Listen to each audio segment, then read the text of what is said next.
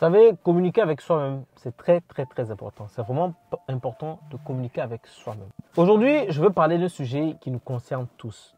Nos réactions automatiques face aux émotions et aux situations difficiles. Vous savez, ces moments où on se sent mal, où on s'ennuie, où on est découragé ou énervé. On a tous des habitudes, des petites manies qui se déclenchent sans qu'on y pense vraiment.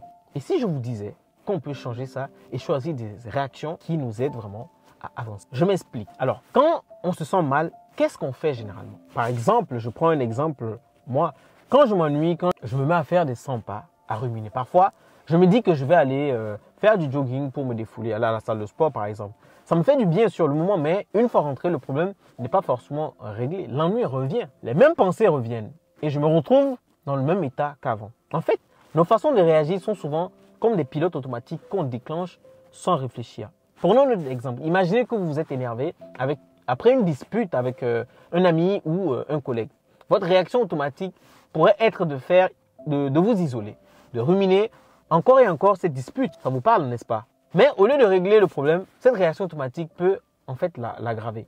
En restant coincé dans vos émotions négatives, ça finit par impacter votre morale sur le long terme. Et l'importance ici, c'est de changer de perspective. Alors, comment on fait pour sortir des schémas qui nous bloquent? Eh bien, ça passe par un changement de perspective.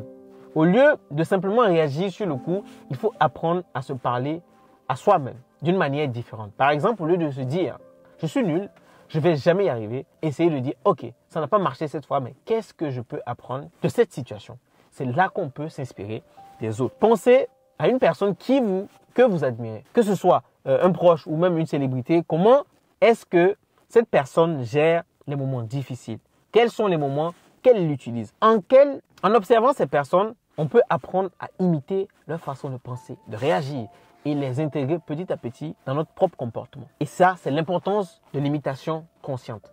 En réalité, on imite déjà les autres sans s'en rendre compte. Mais le vrai changement vient quand on le fait consciemment. En prenant le temps d'observer et d'analyser ce qui fonctionne chez les autres, on peut adapter ces stratégies à notre propre vie.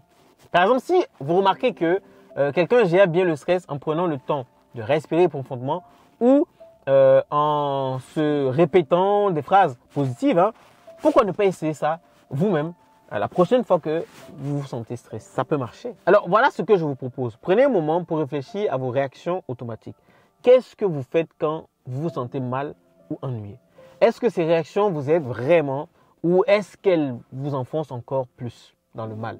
Ensuite, cherchez des modèles de personnes qui réagissent différemment et qui, selon vous, gèrent mieux des situations. Essayez d'imiter leur stratégie, de les intégrer dans votre quotidien. Vous verrez, ça peut vraiment faire une grande différence. En fin de compte, tout est une question d'imitation et d'adaptation. On a tous le pouvoir de changer nos réactions et d'améliorer notre quotidien. Alors pourquoi ne pas commencer dès maintenant? Observez, apprenez et surtout, mettez en pratique. C'était tout aujourd'hui. Merci d'avoir regardé cette vidéo. Si vous avez aimé, n'oubliez pas de vous abonner et de partager vos propres expériences en commentaire. Je suis vraiment curieux de savoir comment vous gérez ces moments difficiles. À bientôt pour une nouvelle vidéo.